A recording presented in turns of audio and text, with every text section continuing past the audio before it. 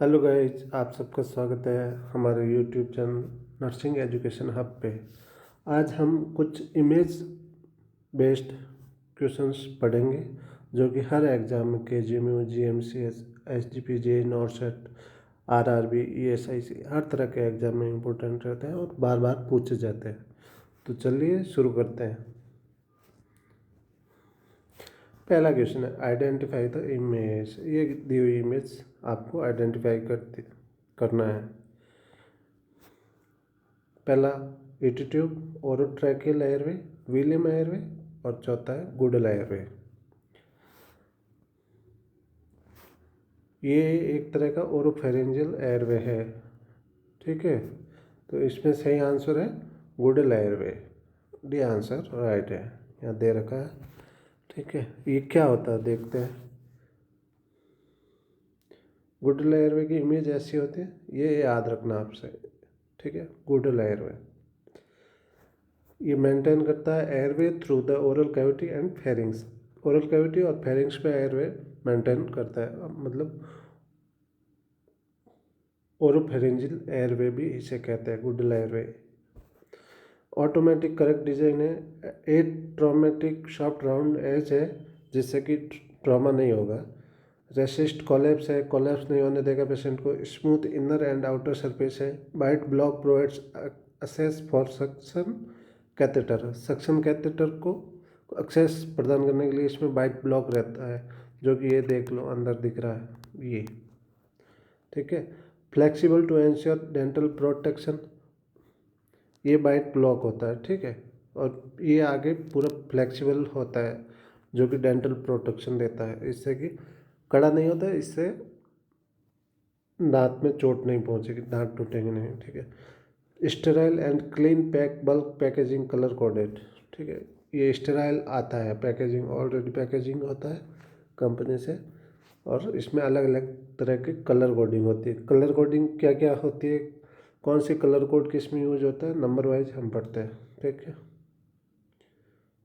Okay, ये तो छोड़ दीजिए, ठीक है। इसमें सबसे पहले है साइज 00000, ये इसकी लेंथ होती है 3 सेंटीमीटर और इसका कलर होता है वो ट्रांसपेरेंट होता है, ठीक है। ट्रांसपेरेंट कलर का होता है।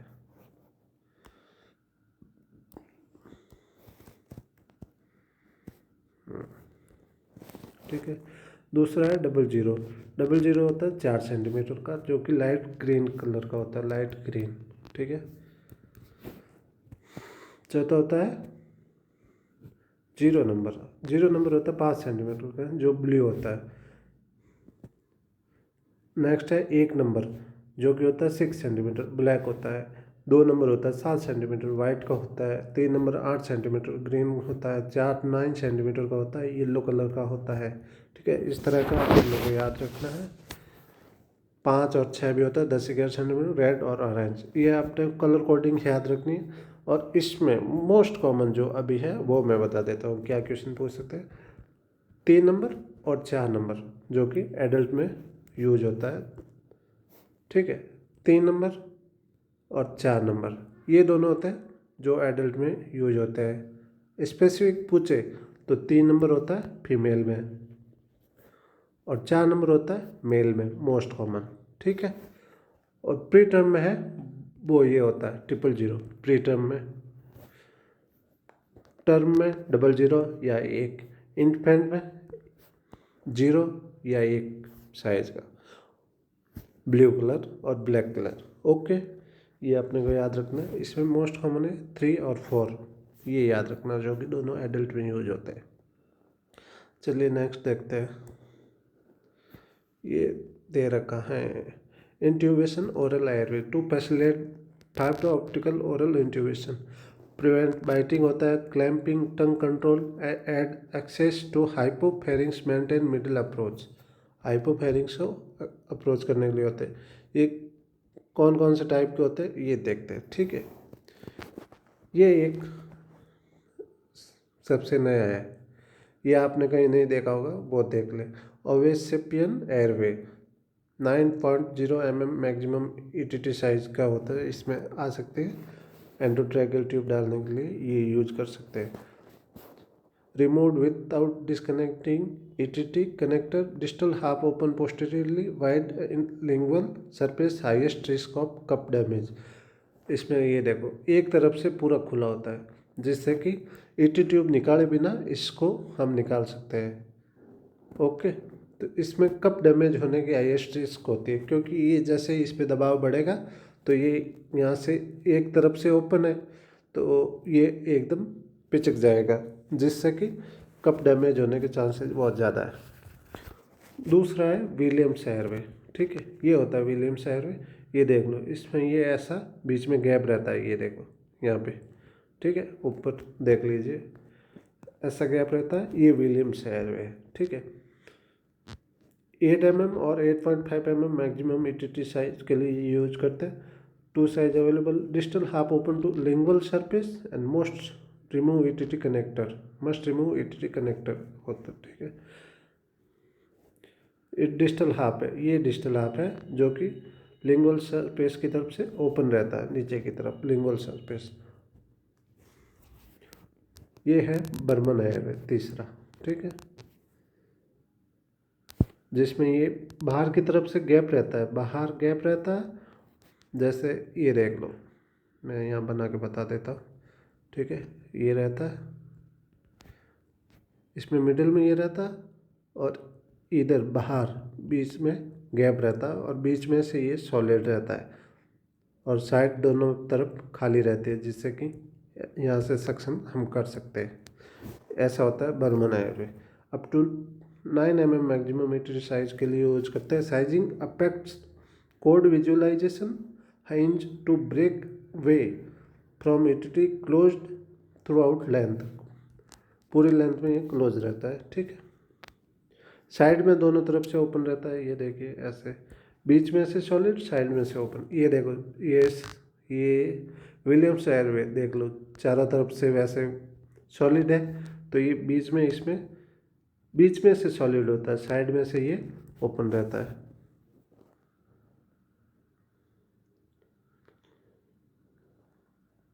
ओके, चलिए नेक्स्ट। ये क्या है? ठीक है,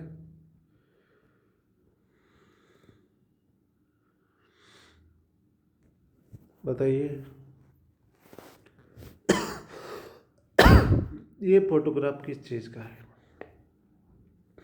पहला ऑप्शन है टू रिमूव सिक्रेशन, दूसरा to drain the urine, to treat embolism, to stomach irrigation. बताइए।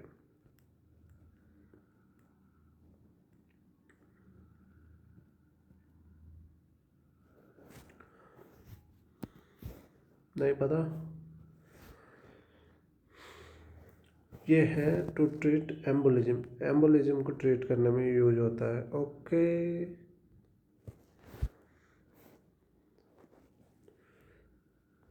सक्शन रिमूव करने के लिए सक्शन कैथेटर होता है, कैसा होता है देख लो।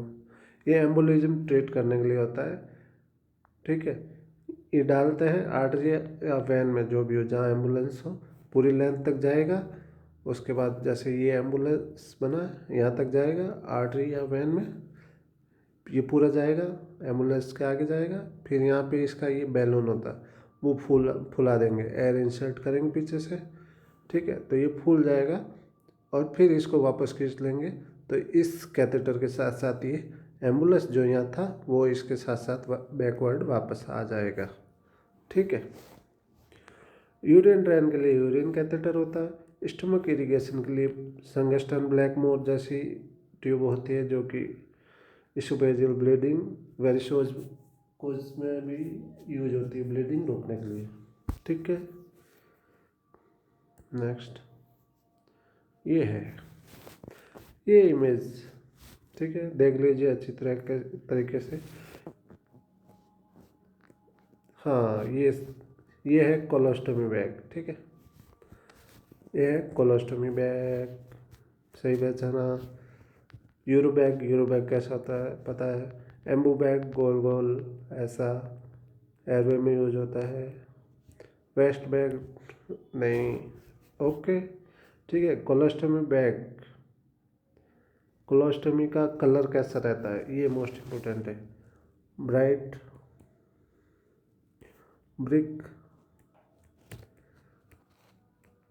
ब्रिक रेड स्टोमा, ये होता है नॉर्मल। ओके, ये होता है नॉर्मल कलर।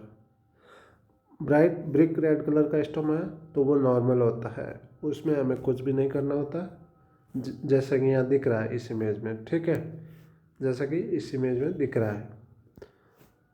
और अगर डार्क कलर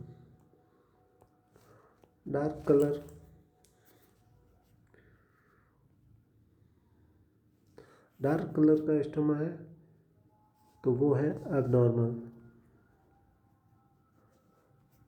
तो उसको हाथों हाथ रिपोर्ट करना है डॉक्टर को, क्योंकि उसमें ब्लड सप्लाई कॉम्प्रोमाइज्ड हो गई है तो वो नुकसानदेह है। ओके, तो डार्क कलर हो गया है स्टोमा का। ये जो ब्रिक रेड दिख रहा है, अगर डार्क रेड होता है यहाँ कलर तो डायरेक्टली इन्फॉर्म करना है डॉक्टर को। अगर ब्रिक रेड कलर का स्टोमा है तो वो नॉर्मल है, उसमें कोई खराबी नहीं है। ठीक है, और ये कोलोस्टोमी बैग है। एक और क्वेश्चन, कोलोस्टोमी बैग खाली कब करते हैं, बताओ।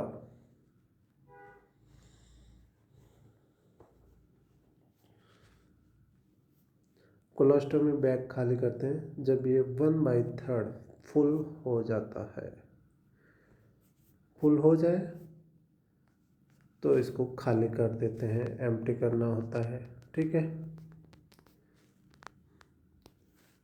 1/3 फुल हो जाए मतलब 33% फुल हो जाए तो कोलोस्टोमी बैग को खाली करता है। ये क्वेश्चन बार बार पूछा जाता है। ब्रिक रेड कलर स्टोमा होता है जो कि नॉर्मल होता है, ये भी पूछा जाता है। डार्क हो जाता है तो ब्लड सप्लाई कॉम्प्रोमाइज्ड हो चुकी है, ये भी क्वेश्चन पूछे जाते हैं। इंपॉर्टेंट क्वेश्चन है, बार बार रिपीट होते हैं।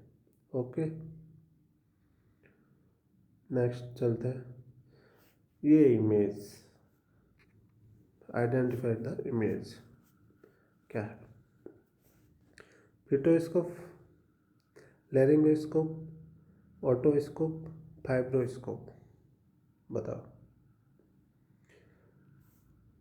ओके, ठीक है, चलिए ये है आंसर, लैरिंगोस्कोप। ठीक है, इसमें भी कौन सा लैरिंगोस्कोप है, ये जो इमेज दे रखी है कौन सा स्कोप है, लैरिंगोस्कोप है, तो कौन से टाइप का लैरिंगोस्कोप है, लैरिंगोस्कोप। ठीक है, मान लिया, दे रखा है, देख लिया। लैरिंगोस्कोप दो टाइप के होते हैं। पहला होता है मैकिन्टोश,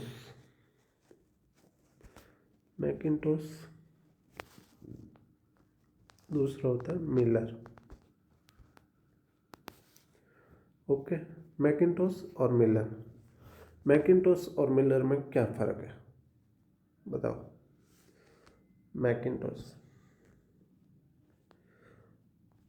मैकिन्टोश में यही है, ये जो दिख रहा है ये मैकिन्टोश है, कर्व्ड।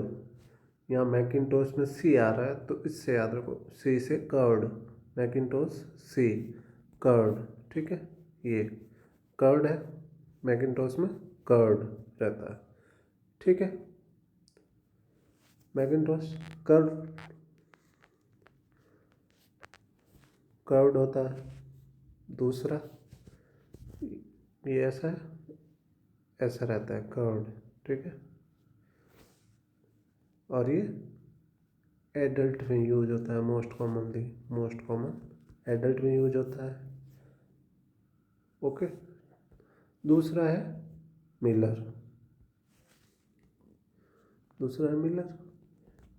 मिलर कैसा होता है, मिलर लैरिंगोस्कोप होता है, वो होता है स्ट्रेट, STRA, स्ट्रेट होता है। ये है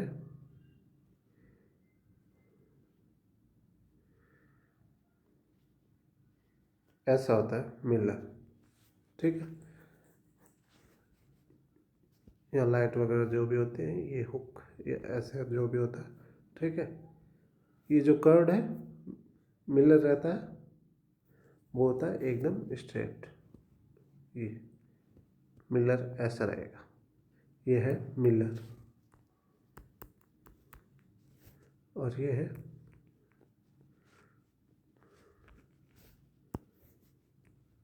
मैकिन्टॉश कर्व्ड। ठीक है, मिलर है जो बच्चों में यूज होता है, मोस्ट कॉमन इन चाइल्ड में यूज होता है। मैकिन्टॉश का काम क्या है? ये मैकिन्टॉश और मिलर का लैरिंगोस्कोप का काम है लैरिंग्स विजुलाइज करने के लिए, इंट्यूबेट करने के टाइम एंड एंडोट्रैकियल इंट्यूबेशन के टाइम ये यूज होता है लैरिंग्स विजुलाइजेशन के लिए, जिससे कि इंट्यूबेट करते हैं तो इजीली हो सके। ओके, मैकिन्टॉश कर्व्ड होता है, एडल्ट में यूज होता है, मिलर स्ट्रेट होता है और बच्चों में यूज होता है। बस ये क्वेश्चन पूछे जाते हैं मोस्ट कॉमन। चलिए आगे देखते हैं। अब आया फिटोस्कोप। फिटोस्कोप ऐसा होता है, ठीक है, इसमें ऑप्शन था फिटोस्कोप, पहला ऑप्शन फिटोस्कोप। देखते हैं कैसा ऐसा होता है फिटोस्कोप। ठीक है, ये फिटोस्कोप होता है फीटल हार्ट रेट या टोन को सुनने के लिए, बेबी के बैक की तरफ से सुनने के लिए। ठीक है, फिटल में यूज होता है, फिटल में चेक करने के लिए माँ के पेट पे लगाया जाता है फिटल की बैक साइड की तरफ से, जिससे उसकी हार्ट रेट हार्ट टोन सुनाई देती है। ठीक है, used in conjunction with Leopold's manual. Leopold's manual 4 होते हैं एक, ठीक है, उनमें यूज किया जाता है। ऑस्कल्टेशन डिफिकल्ट होता है फिटोस्कोप के द्वारा if mother is overweight, mother overweight है। Placenta is in the front of the uterus, uterus के आड़े प्लेसेंटा आ गई, फिटस और फिटोस्कोप के बीच में, यूट्रस के बीच में प्लेसेंटा है, तो उसमें गैप बहुत ज़्यादा हो जाएगा, तो उससे डिफिकल्ट हो जाएगा इसको हार्ट रेट को सुनने में। और always easier in later stage of pregnancy. Pregnancy की लेटर स्टेज में ये इजी होता है फिटोस्कोप से फिटल हार्ट रेट चेक करना। Okay, next question. ये इमेज क्या है, ये क्या है और क्या काम आती है, यहाँ दोनों बता रखे। ठीक है, बताते हैं। आपने देख लिया आंसर, कोचर फॉर्सेप ये नहीं है, मेजिल फॉर्सेप है, मेजिल फॉर्सेप है। ठीक है, स्पंज फॉर्सेप ऐसी नहीं होती है, इसमें बताते हैं अभी कैसे होते हैं। ठीक है, कोचर फॉर्सेप होती है ऐसे करके हो गई, तो कोचर में आगे से थोड़ा तीखापन रहेगा।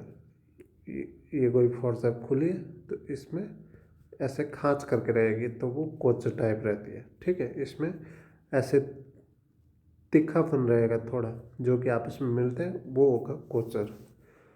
और स्पंज फोर्सेप इस तरीके के होते हैं जिसमें ये साइड की तरफ से होते हैं और ये मुड़, इसमें ये साइड की तरफ है और ये मुड़ी हुई है, तो इसमें ये सीधा स्ट्रेट होगा और ये बीच में बने होंगे एकदम मिडिल में, तो वो होती है स्पंज होल्डिंग फोर्सेप। ठीक है, और आर्टरी फोर्सेप नॉर्मल होती है जिसमें कुछ खांचे वगैरह नहीं होती है, ऐसे नॉर्मल होती है बस। ओके, ये है मेजिल फोर्सेप। ठीक है, इसका राइट आंसर बी है, ये होती है मेजिल फोर्सेप। ऐसे इंपॉर्टेंट क्वेश्चन है। और ये होती है थ्रोट पैक, ये जो रुई वगैरह इसमें डाल रहे हैं वो थ्रोट पैक है, गले में कुछ करने के लिए अंदर इजीली विजुलाइज हो सके, उसमें कुछ प्रोसीजर कर रहे हैं, उसमें ये यूज होती है मेजिल फोर्सेप।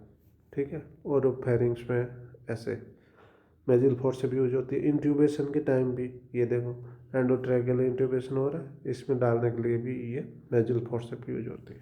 ओके, चलिए देखते हैं next question. Magill forcep use to guide tracheal tubes into the larynx और nasogastric tubes into the oesophagus under the direct vision. ठीक है, टू प्लेस फेरिंजियल पैक्स और to remove foreign bodies. Okay, Magill forceps याद हो गया। Curved होती है और ये लॉन्ग होती है आगे से, ताकि अधिक दूरी तक ये पहुंच सकें अंदर किले में। One curve in the instrument to view better, better view के लिए कर्व्ड होता है। Second curve better the use to that we need not bend the elbow for picking up foreign bodies. Okay, ये मेजिल फॉर्सेप हो गया। आगे देखिए अगला क्वेश्चन, ये इमेज,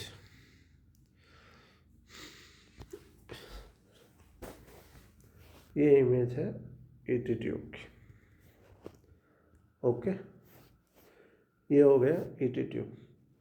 ईटी ट्यूब और टीटी ट्यूब में क्या फ़र्क है वो अब देखते हैं। ईटी ट्यूब होगी एंडोट्रैकियल इंट्यूबेशन। ईटी ट्यूब होती है मुंह से डाल रहे हैं और फेरेंजियल एयर में, ठीक है। और टीटी का मतलब, ईटी का मतलब एंडोट्रैकियल। एंडोट्रैकियल ट्यूब होगी, ट्रैकिया के अंदर जाती है ओरल कैविटी से होते हुए। और टीटी होती है tracheostomy tube, tracheostomy tube. TT होती है ट्रैकियोस्टोमी ट्यूब, ठीक है। ईटी और टीटी में क्या फ़र्क है, ये ईटी है, ठीक है। और टीटी होती है वो इसकी साइज में, ये ईटी है और ओरोफेरिंग से होते हुए अंदर जाएगी तो ये बहुत लंबी साइज है, ठीक है। ट्रैके तक पहुंचने के लिए इसको बहुत लंबा चाहिए होगा। ट्रैकियोस्टोमी ट्यूब यहाँ से डायरेक्ट, ये जो गला है नेक साइड में, यहाँ से कट करके चीरा लगा के यहाँ से डाला जाता है। तो इसको ट्रैकियम पहुँचने के लिए छोटी साइज़ की होगी तो भी ये पहुँच जाएगी, तो इसकी साइज या लेंथ कह दे तो वो ऐसे बहुत छोटी होगी। इतनी काफ़ी होती है, अलग अलग साइज़ की होती है, लेकिन ईटी ट्यूब से बहुत छोटी होती है, ठीक है। और इसमें ये ऐसे करके यहाँ पे, ये इसमें टीटी में देखो, ईटी में ये देखो ये छोटा सा बना हुआ है, ठीक है। और टीटी में ये बड़ा करके बना होता है, ठीक है। इसमें यहाँ पे कुछ सूचर लगाने के लिए भी और एक जगह रहती है जहाँ पे ऐसे स्किन के बाहर सूचर भी कर सकते हैं इसको फिक्स करने के लिए, ठीक है। ये बात है। तो ईटी टीटी में फ़र्क हो गया, और साइज इसकी छोटी रहती है, लेंथ में थोड़ी कम रहती है, ठीक है। और ईटी यहाँ बड़ी रहती है, आपको पता चल गया, ठीक है। कास्ट ट्यूब और कैंथर ट्यूब ये भी हम पढ़ेंगे, ठीक है। नेक्स्ट क्वेश्चन, ये क्या है,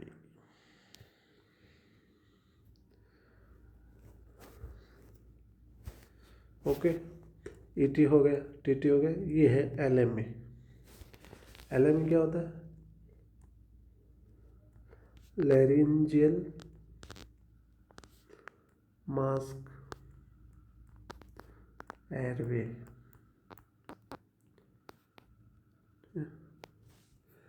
ये भी एक ओरोफेरिंक्स एयरवे, ये भी ओरोफेरिंक्स एयरवे का ही टाइप है, ठीक है।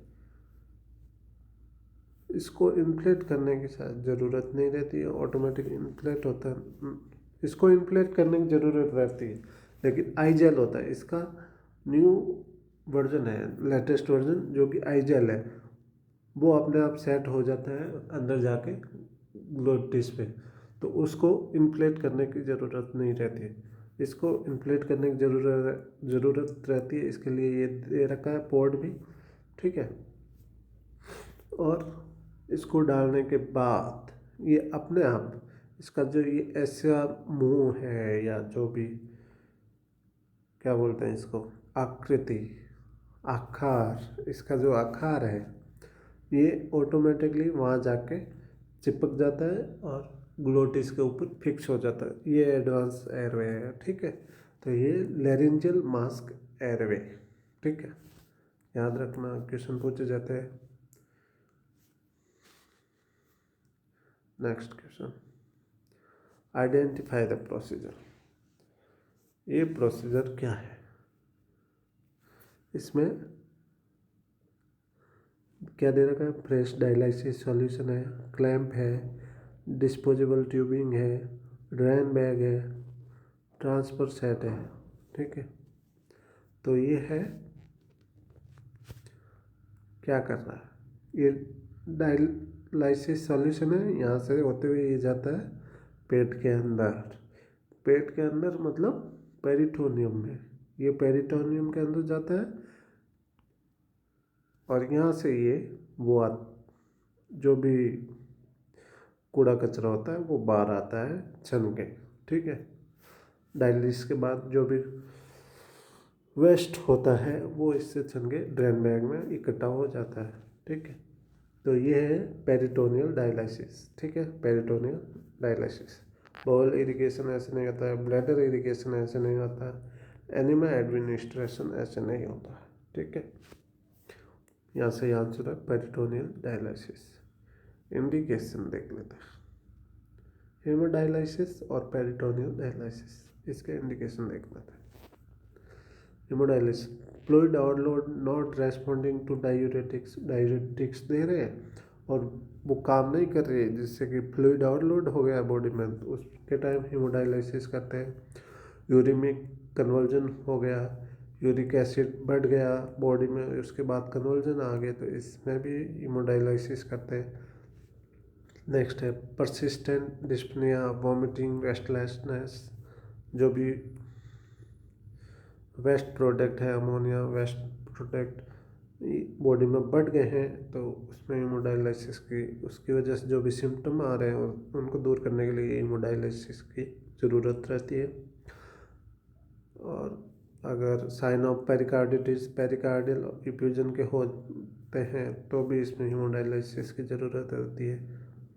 बायोकेमिकल ARF CRF हो, acute renal failure, chronic renal failure, इसमें हेमोडायलिसिस करते हैं। ठीक है, इधर देखते हैं peritoneal dialysis.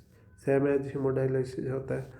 When haemodialysis is not possible due to lack of vascular access, small children, hypotension, unstable cardiovascular and respiratory status. Okay, इस वजह में हेमोडायलिसिस नहीं कर पाते हैं तो पेरिटोनियल डायलिसिस करते हैं। ठीक है, बच्चों में करते हैं, हाइपोटेंशन हो, अनस्टेबल कार्डियोवास्कुलर हो, रेस्पिरेटरी स्टेटस कॉम्प्रोमाइज हो चुका हो, तो पेरिटोनियल डायलिसिस यूज कर सकते हैं। वेस्कुलर एक्सेस लैक है, नहीं मिल रहा हो तो पेशेंट विलिंगनेस होता है, motivation and ability to perform dialysis at home, ये पेरिटोनियल डायलिसिस घर पे भी कर सकते हैं। ठीक है, ये इंडिकेशन है। चलिए करते हैं नेक्स्ट, आइडेंटिफाई द इमेज। ये है,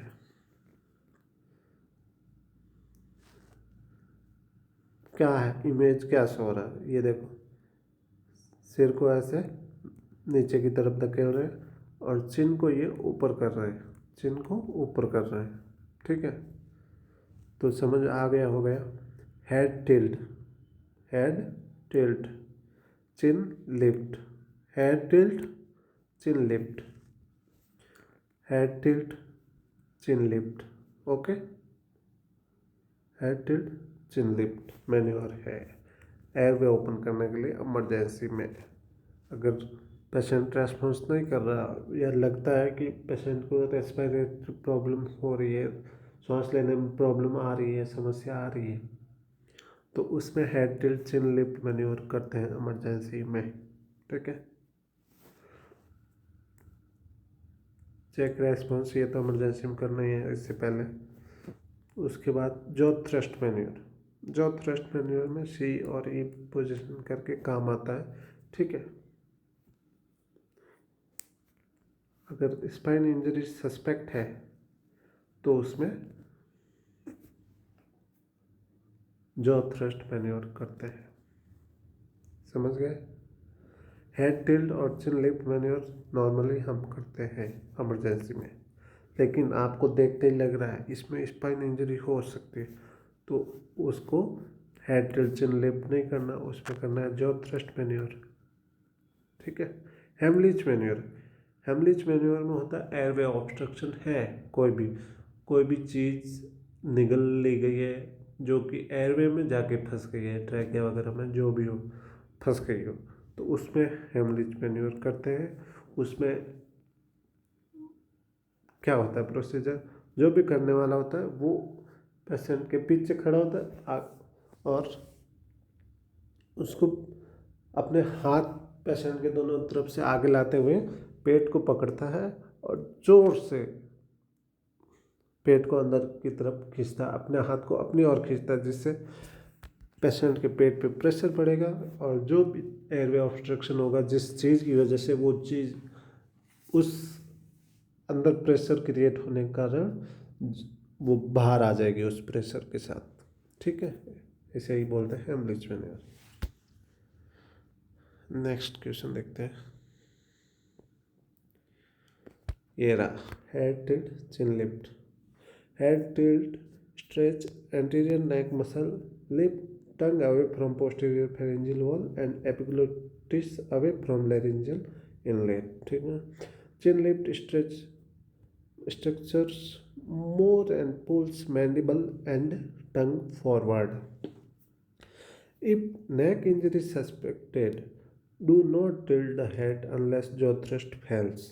ठीक है, नेक इंजरी है जिसमें स्पाइन इंजरी मैंने बोला था अभी, उसमें ये सस्पेक्ट है स्पाइन इंजरी या नेक इंजरी, तो do not tilt the head, head tilt chin lift manoeuvre नहीं करता, उसमें जॉ थ्रस्ट मैन्यूवर ही यूज करना है, जॉ थ्रस्ट मैन्यूवर ही यूज करना है। अगर जॉ थ्रस्ट मैन्यूवर फेल हो गया है कि आपके पास कोई चारा नहीं है, तो आपको head tilt chin lift procedure करना है, नहीं तो जॉ थ्रस्ट मैन्यूवर ही यूज करना है नेक इंजरी वाले में। Death from hypoxic airway obstruction is much more common than quadriplegia resulting from emergency airway manipulation। Okay, spine injury हो गई, हेड टिल्ट चिन लिफ्ट मतलब नेक इंजरी सस्पेक्ट है, उसमें हम हेड टिल्ट चिन लिफ्ट करते हैं और उससे क्वाड्रिप्लेजिया भी हो जाता है। क्वाड्रिप्लेजिया से अच्छा है कि उस क्वाड्रिप्लेजिया हो जाए तो कोई बात नहीं, लेकिन जान उसकी बच सकती है अगर आप हेड टिल्ट चिन लिफ्ट करते हो, तो ये इस पॉइंट में बताया गया है। ओके, जॉ थ्रस्ट मैन्यूअल, ये देखो जॉ थ्रस्ट मैन्यूअल में यहाँ से ऐसे पकड़ते हैं और इसको ऊपर खींचते हैं, हेड टिल्ट नहीं करना है, नहीं किया है हमें, सिर्फ जबड़े को ऊपर की तरफ खींचा है, मैंडिबल के कॉर्नर पे यहाँ हाथ लगाए, ये अंगुलियाँ ये ऊपर की तरफ लेनी है। An alternative to head tilt chin lift, head tilt chin lift का अल्टरनेटिव है ये technique of choice where there is a strong suspicion of cervical spine injury, example road traffic accident, falls, drowning or diving accident। उसमें जो thrust use करना है, place fingers posterior to the mandible of jaw and apply upward and forward pressure, upward and forward pressure apply करना है। Hold mouth slightly open using thumbs to displace chin inferiorly. ठीक है, thumb से चिन open करने का कोशिश करना है। ठीक है, ये थंब है, इसे ये जोड़ लगा रहा है जिससे कि यह मुंह खुल जाएगा। ओके, तो ये थी बात, अब बाकी क्वेश्चन करेंगे अगली क्लास में। ओके, थैंक यू, धन्यवाद।